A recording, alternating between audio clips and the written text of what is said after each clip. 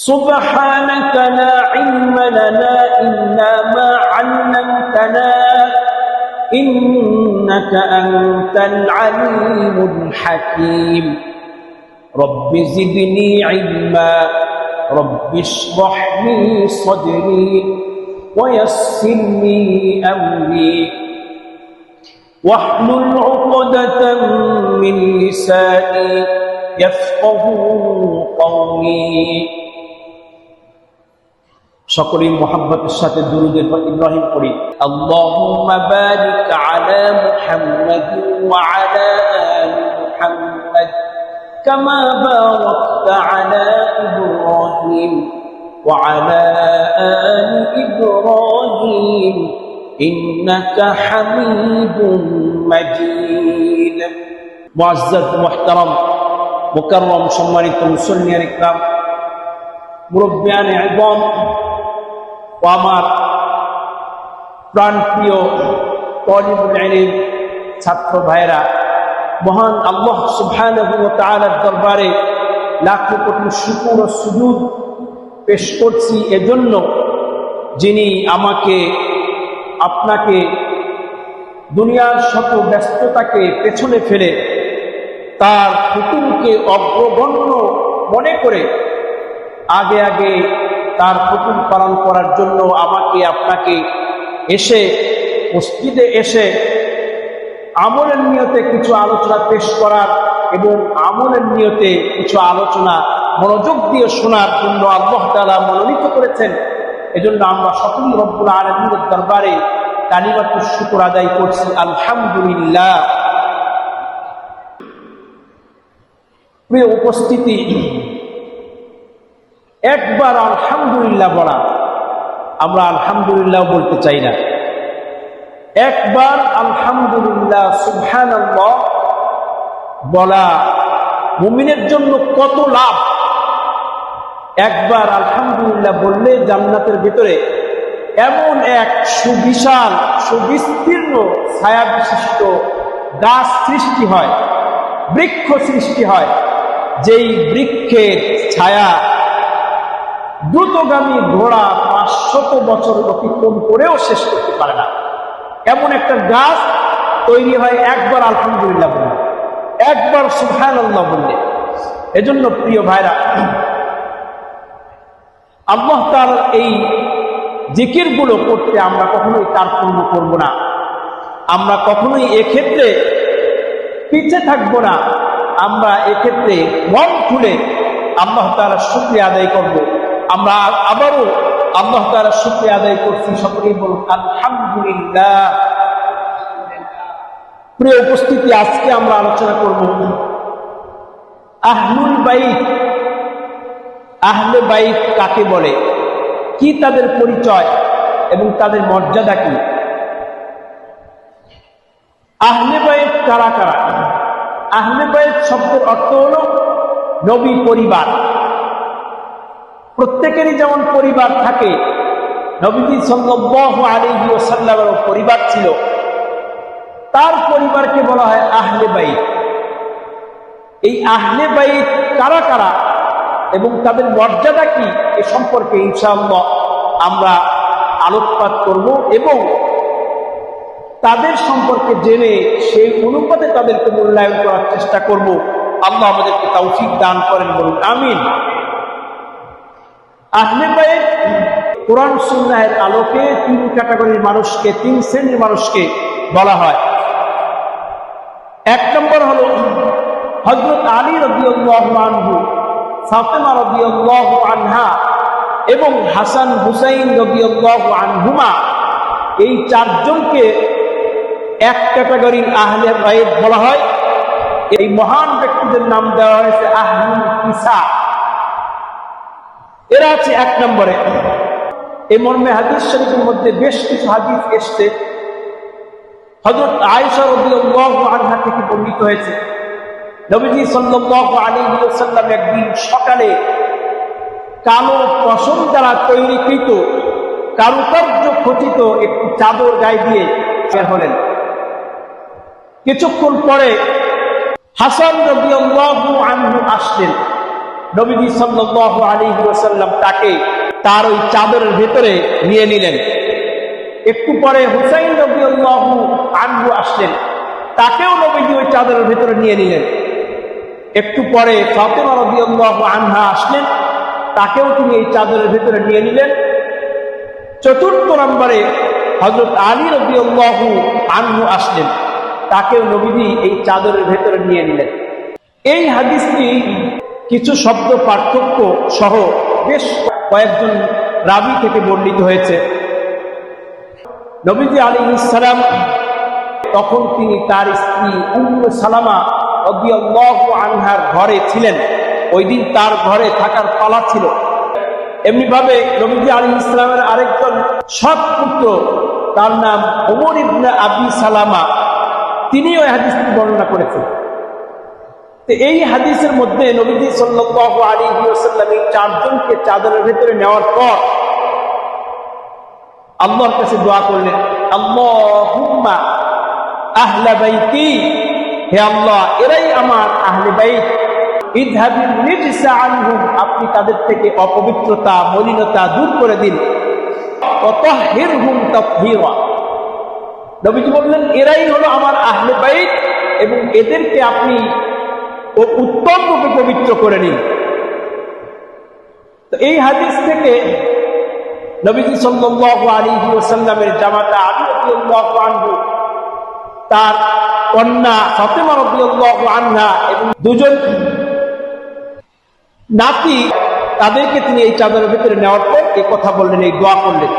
এর থেকে এদেরকে বলা হয় আহলুল কিসা। কিসা শব্দের অর্থ হলো চাদর। এদেরকে নবীজি চাদরের ভিতরে নিয়ে দোয়া করেছেন, এজন্য এদের নাম হয়ে গেছে আহলুল কিসা। এই হাদিস থেকেও বলা হয় আহলুল কিসা হাদিস। তো এটা হলো আহলে বাইতের প্রথম ক্যাটাগরি, অর্থাৎ প্রথম শ্রেণী। 2 নম্বর আহলে বাইতের দ্বিতীয় নম্বর হলো নবীজির স্ত্রীগণ। আল্লাহ তাআলা কোরআন কারীমে সূরা আহজাবের মধ্যে উল্লেখ করেছেন, ইন্নামা ইউরিদুল্লাহু লিইউযহিবা আনকুমুর রিজসা আহলাল বাইত ওয়া ইউতাহহিরাকুম তাতহীরা। হে আহলে বাইত, আল্লাহ তো কেবল তোমাদের থেকে মলিনতা দূর করতে চান এবং তোমাদেরকে উত্তম রূপে পবিত্র করতে চান। সুবহানাল্লাহ। তো এই আয়াত যখন নাজিল হয় তখন নবীজি আলাইহিস সালাম তার স্ত্রী উম্মে সালামার ঘরে ছিলেন। তো ওই সময় উম্মে সালামা রাদিয়াল্লাহু আনহা তিনি যখন দেখলেন রাসূলুল্লাহ সাল্লাল্লাহু আলাইহি ওয়াসাল্লাম এই চারজনকে নিয়ে চাদরের ভিতরে নিয়ে দোয়া করলেন, তিনি তখন পাশে ছিলেন। ওই সময় বললেন, ইয়া রাসূলুল্লাহ, আমিও কি আহলে বাইতের অন্তর্ভুক্ত? তিনি নিজে প্রশ্ন করলেন। তখন নবীজি বললেন, আনতি আলা মাকানিক, তুমি তোমার অবস্থানে আছো।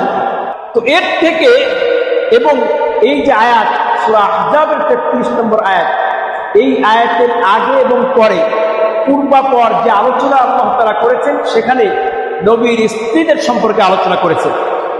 এর থেকে আর এই আয়াতটি যেহেতু আহলে বাইত সম্পর্কে যত বড় বড় মুফাসসির আছে, ইমাম কুরতুবী, ইবনে কাসির সহ ইমাম তাবারি, আরো যে সমস্ত মুফাসসিরগণ আছেন সকলেই বলছেন যে নবীজির স্ত্রীগণ তারাও আহলে বাইতের অন্তর্ভুক্ত।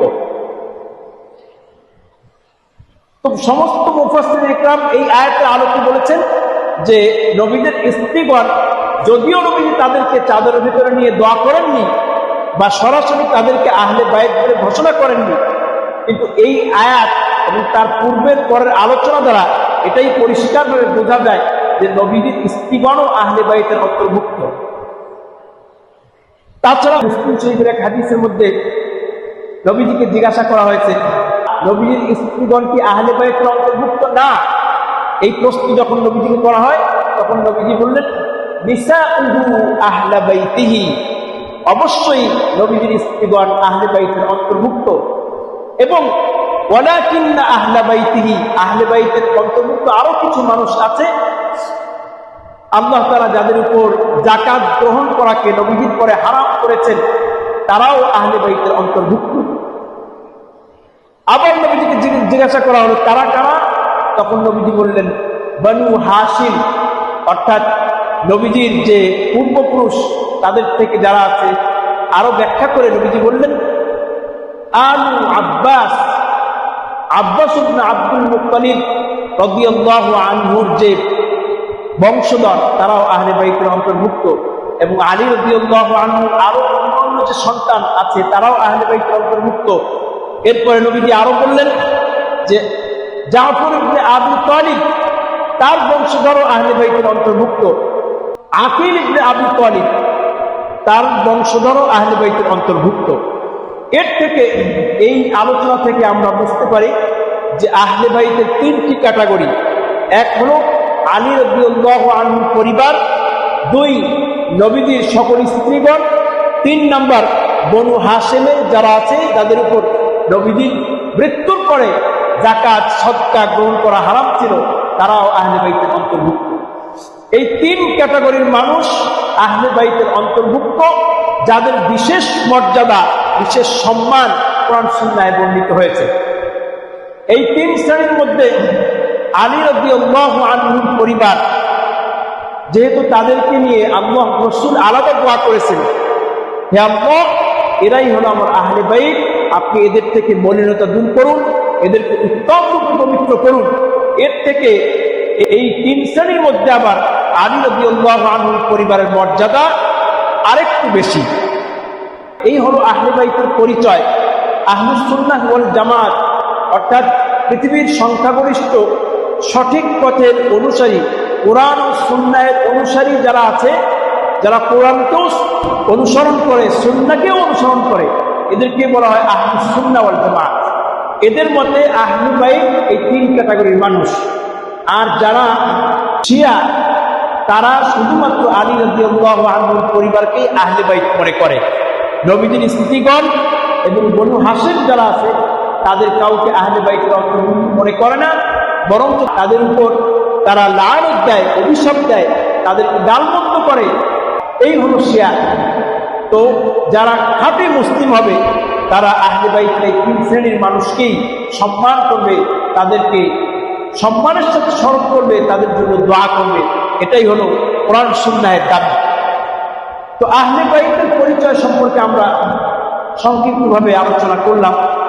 এখন আহলে বাইতের মর্যাদা সম্পর্কে সমষ্টিগতভাবে নবী সাল্লাল্লাহু আলাইহি ওয়াসাল্লাম হাদিস শরীফের মধ্যে ইরশাদ করেছেন, মুসলিম শরীফের হাদিসের মধ্যে, উযাক্কিরুকুমুল্লাহ ফি আহলি বাইতি, উযাক্কিরুকুমুল্লাহ ফি আহলি বাইতি, উযাক্কিরুকুমুল্লাহ ফি আহলি বাইতি। তিনবার বলেছেন। তিনবার নবী সাল্লাল্লাহু আলাইহি ওয়াসাল্লাম এই উম্মতকে সম্বোধন করে বলেছেন, আমি তোমাদেরকে স্মরণ করে দিচ্ছি, আমি তোমাদেরকে মনে করে দিচ্ছি আহলে বাইতের সম্পর্কে, তাদের মর্যাদা সম্পর্কে, আল্লাহর কথা আমি তোমাদেরকে স্মরণ করে দিচ্ছি। তাদের সাথে ভালো আচরণ করবে, তাদেরকে সম্মান করবে, তা না হলে আল্লাহ তাআলার পক্ষ থেকে তোমাদের জন্য শাস্তি রয়েছে। এই উম্মতকে নবীজি বারবার সতর্ক করেছেন যে তাদের মর্যাদা সম্পর্কে তোমরা অবগত থাকো এবং তাদেরকে সে অনুপাতে সম্মান করো, তাদের গালমন্দ করো না, তাদের উচ্চারচনা করো না, তাদের সমালোচনা করো না, তাহলে আল্লাহ তাআলার পক্ষ থেকে তোমাদের জন্য কঠিন শাস্তি অপেক্ষা করছে। এই হাদিসে সমষ্টিগতভাবে নবীজি সমস্ত আহলে বাইত, অর্থাৎ তিন ক্যাটাগরির আহলে বাইতের সম্মানের কথা, তাদের মর্যাদার কথা সমস্ত উম্মতকে স্মরণ করিয়ে দিয়েছে। আরো এক হাদিসের মধ্যে নবীজি আলাইহিস সালাম আহলে বাইতের সমষ্টিগত সম্মানের কথা তুলে ধরেছেন। নবীজি সাল্লাল্লাহু আলাইহি ওয়াসাল্লাম বলেন, আহিব্বুল্লাহ লিমা ইয়াফযুকুম মিন নিআমিহি, তোমরা আল্লাহ তাআলাকে ভালোবাসো এই কারণে যে তিনি তার অসংখ্য অগণিত নিয়ামত দ্বারা তোমাদেরকে লালন পালন করছেন। নানান প্রকার খাবার, নানান প্রজাতির ফল ফ্রুট, নানান প্রজাতির শাক সবজি, নানান ধরনের উপকরণ দিয়ে মানুষকে আল্লাহ তাআলা লালন পালন করছেন। সবকিছু তিনি মানুষকে দিয়ে লালন পালন করছেন।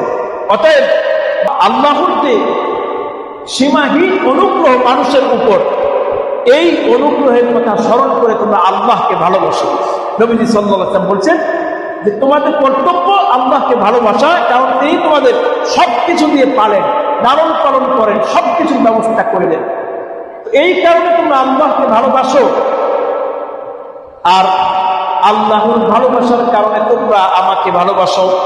ওয়াহিব্বুনি বিহুব্বিল্লাহ, যেহেতু আল্লাহ আমাকে নবী রূপে পাঠিয়েছেন, আমাকে আল্লাহ তাআলা সৃষ্টির সেরা এবং সকল নবীদের সর্দার, শেষ নবী, উভয় জগতের সর্দার করে পাঠিয়েছেন। অতএব সেই আল্লাহকে ভালোবাসার কারণে তোমরা আমাকেও ভালোবাসো। ওয়াহিব্বু আহলা বাইতি বিহুব্বি, আর আমার ভালোবাসার কারণে তোমরা আহলে বাইতকে ভালোবাসো। আল্লাহর ভালোবাসার কারণে আমাকে ভালোবাসো, আর আমার ভালোবাসার কারণে আহলে বাইতকে ভালোবাসো। এই হাদিস থেকেও আহলে বাইতকে ভালোবাসার নির্দেশ বা দিক নির্দেশনা আমরা হাদিস থেকে পাই। এর থেকেও আমরা বুঝতে পারি যে আহলে বাইতের মর্যাদা, সম্মান আল্লাহ আল্লাহ রাসূলের কাছে কত বেশি। আহলে বাইতের ভালোবাসা ঈমানের অংশ। তাদেরকে অন্তরে সম্মানের অবস্থানে না রেখে আমি আপনি খাঁটি ঈমানদার হতে পারবো না, আমার আপনার ঈমান পরিপূর্ণ হবে না। এজন্য তাদেরকে ভালোবাসা, শ্রদ্ধা করা, সম্মান করা এটা ঈমানের অংশ। সমষ্টিগত মর্যাদা বর্ণনার পর আল্লাহ রাসূল সাল্লাল্লাহু আলাইহি ওয়াসাল্লাম আলী রাদিয়াল্লাহু আনহুর পরিবার, আলী রাদিয়াল্লাহু আনহু, ফাতেমা রাদিয়াল্লাহু আনহা, হাসান হুসাইন রাদিয়াল্লাহু আনহুমা, এই চারজনের ব্যাপারে আলাদা সম্মানের কথা উল্লেখ করেছেন। এরপরে হাসান হুসাইন রাদিয়াল্লাহু আনহুর সম্মানের কথা মর্মে বেশ কিছু হাদিস বর্ণিত হয়েছে।